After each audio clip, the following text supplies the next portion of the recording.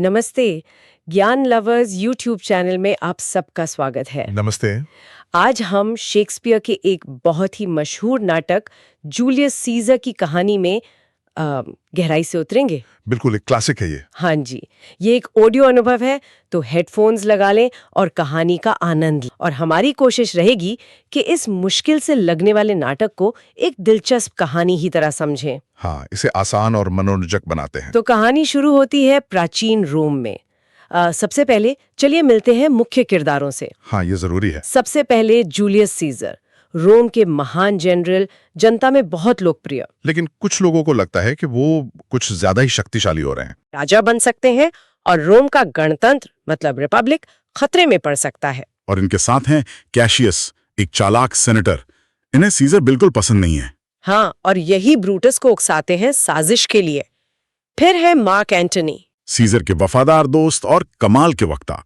और हाँ, सीजर की पत्नी कल्पोर्निया जो बुरे सपनों से परेशान है, और ब्रूटस की पत्नी पोर्शिया भी हैं। और भूलना नहीं चाहिए ऑक्टेवियस सीजर को, जो सीजर के दत्तक पुत्र और वारिस हैं। सही। तो किरदारों से जान पहचान हो गई, अब कहानी पर आते हैं। बिल्कुल। तो ये नाटक, जैसा आपने कहा, 2 हिस्सों में बटा हुआ सा लगता है। पहला हिस्सा सीजर की हत्या तक जाता है और दूसरा उसके नतीजों को दिखाता है। हाँ जी। एक्ट 1 की शुरुआत होती है रोम में सीजर की जीत के जश्न से। माहौल बड़ा शानदार है। लेकिन तभी एक सूदसेयर मतलब भविष्यवक्ता सीजर को चेतावनी देता है। हाँ, वो कहता है आइड्स ऑफ मार्च से सावधान रहना, यानी 15 मार्च से। और यहीं पे कैसियस अपना खेल शुरू करता है। वो ब्रूटस को सीजर के खिलाफ भड़काना शुरू करता है। हाँ, वो सीजर की कुछ कमजोरियां गिनाता है, जैसे वो टाइबर नदी वाली घटना या स्पेन का बुखार, ये दिखाने के लिए कि सीजर भी एक आम इंसान है, कोई देवता नहीं। और सिर्फ बातें नहीं, कैसियस एक चाल भी चलता है। वो नकली चिट्ठियां लिखवाता है। हाँ, अलग अलग लिखावट में, ताकि ब्रूटस को लगे कि रोम की आम जनता सीजर के खिलाफ है और चाहती है कि ब्रूटस कुछ करे। बड़ी चालाकी से ब्रूटस की देशभक्ति और उनके मन की दुविधा को इस्तेमाल करता है। बिल्कुल। अब आता है एक्ट 2। यहाँ ब्रूटस की वो दुविधा खुलकर सामने आती है। वो रात भर जागते हैं, सोचते हैं। और उन्हें वो चिट्ठी मिलती है जिसमें लिखा है, ब्रूटस दाउ स्लीप्स्ट अवेक और स्पीक स्ट्राइक रीड्रेस, जागो, बोलो, वार करो, सुधारो। हाँ, मतलब सीधी कार्रवाई की मांग। इसी उथल पुथल में साजिश करने वाले लोग, कैसियस और बाकी, रात में ब्रूटस के घर पहुंच जाते हैं। और ब्रूटस मान जाते हैं। हाँ। आखिर में वो रोम की भलाई के नाम पर साजिश में शामिल होने को तैयार हो जाते हैं। लेकिन यहाँ एक दिलचस्प बात होती है। क्या? जब कैसियस कहता है कि मार्क एंटनी को भी मार देना चाहिए क्योंकि वो खतरनाक साबित हो सकता है, तो ब्रूटस मना कर देते हैं।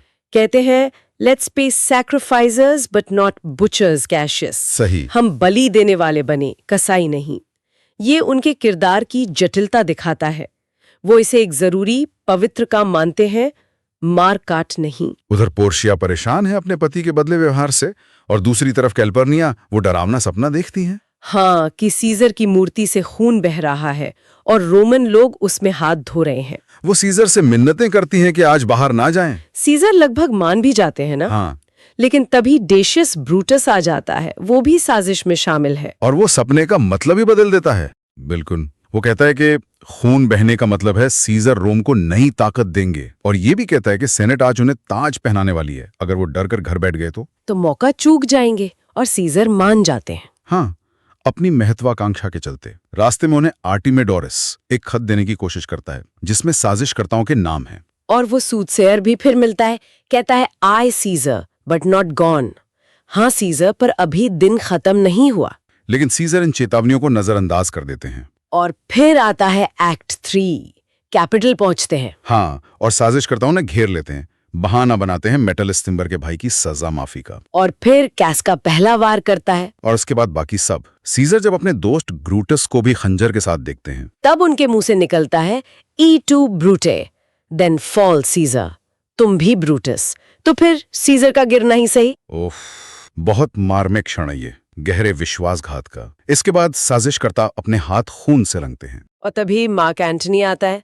वो बड़ा सधा हुआ व्यवहार करता है। हाँ, वो ब्रूटस से हाथ मिलाता है, दुख जताता है और सीजर के अंतिम संस्कार में बोलने की इजाजत मांगता है। और ब्रूटस इजाजत दे देते हैं। ये उनकी बड़ी भूल थी शायद। बिल्कुल। पहले ब्रूटस भाषण देते हैं, बड़े तर्कसंगत तरीके से समझाते हैं कि सीजर महत्वाकांक्षी हो गए थे, रोम के लिए खतरा थे। Not that I loved Caesar less but that I loved Rome more. भीड़ उनकी बात मान भी लेती है, लगता है सब ठीक हो गया। लेकिन फिर एंटनी की बारी आती है और वो अपनी विख्यात स्पीच देता है, फ्रेंड्स, रोमन्स, कंट्रीमैन। वो सीधे तौर पर ब्रूटस को झूठा नहीं कहते। नहीं, बिल्कुल नहीं। वो बार बार कहते हैं कि ब्रूटस और बाकी सब ऑनरेबल मैन हैं, सम्माननीय लोग हैं। लेकिन उनका लहजा पूरी तरह व्यंग्यात्मक होता है। हाँ, वो सीजर की अच्छाइयां गिनाते हैं, उनकी वसीयत का जिक्र करते हैं जिसमें उन्होंने रोम के नागरिकों के लिए पैसे और बाग बगीचे छोड़े थे।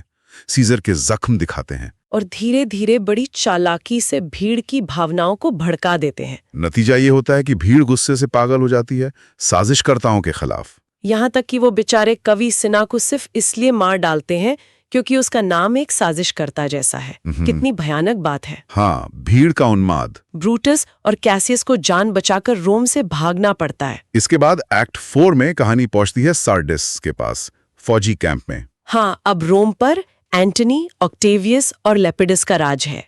वो अपने दुश्मनों की लिस्ट बना रहे हैं। उधर ब्रूटस और कैसियस के कैंप में तनाव है, दोनों में तीखी बहस होती है। हाँ, ब्रूटस कैसियस पर रिश्वत लेने का इल्जाम लगाते हैं, इचिंग पाम कहते हैं। दिखाता है कि उनका जो महान उद्देश्य था वो अब आपसी झगड़ों में उलझ रहा है। बाद में सुलह हो जाती है, लेकिन तभी ब्रूटस को खबर मिलती है कि उनकी पत्नी पोर्शिया ने आत्महत्या कर ली है। बहुत दुखद खबर। इसके बावजूद ब्रूटस फैसला करते हैं कि उन्हें फिलिपी में एंटनी और ऑक्टेवियस की सेना का सामना करना चाहिए। कैसियस इसके हक में नहीं होता, पर ब्रूटस की योजना मानी जाती है। और उसी रात ब्रूटस को सीजर का भूत दिखाई देता है। हाँ, भूत कहता है, thou shalt see me at Philippi, तुम मुझे फिलिपी में देखोगे। ये ब्रूटस के अपराध बोध का प्रतीक है या कुछ और? ये सवाल बना रहता है। और फिर एक्ट 5, आखिरी एक्ट, फिलिपी का युद्ध का मैदान। लड़ाई शुरू होने से पहले दोनों पक्षों के नेताओं में जोरदार कहासुनी होती है। कैसियस को बुरे शगुन दिखते हैं, चीलों की जगह कौवे और गिद्ध। युद्ध शुरू होता है और यहाँ एक बड़ी गलतफहमी हो जाती है। हाँ, कैसियस को गलत खबर मिलती है कि उसका साथी टिटिनियस पकड़ा गया है। ये सोचकर कि सब खत्म हो गया, वो अपने नौकर पिंडारोस से खुद को मरवा लेता है। जबकि टिटिनियस तो जीत कर लौट रहा था, वो आकर कैसियस को मरावा पाता है और खुद भी आत्महत्या कर लेता है। बिल्कुल।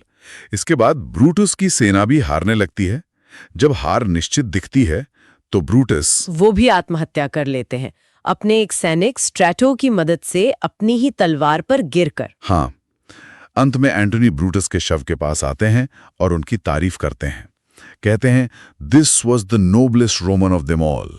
क्योंकि सिर्फ वही था जिसने रोम की भलाई के लिए सीजर को मारा, बाकी सबने तो ईर्ष्या से मारा था। हाँ, एंटनी ये मानता है और ऑक्टेवियस शांति की बात करता है और ब्रूटस का सम्मान पूर्वक अंतिम संस्कार करने का आदेश देता है।